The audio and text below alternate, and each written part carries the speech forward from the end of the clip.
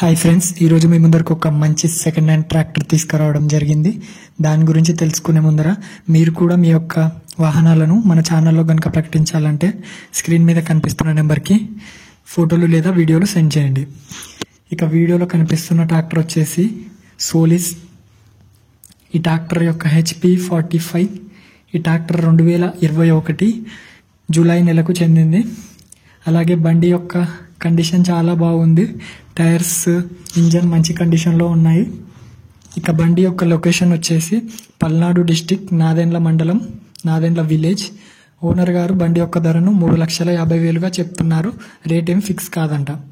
ఇక మీరు బండి కొనాలనుకుంటే బండి దగ్గరికి వెళ్ళి చూసిన తర్వాతే కొనుక్కోండి.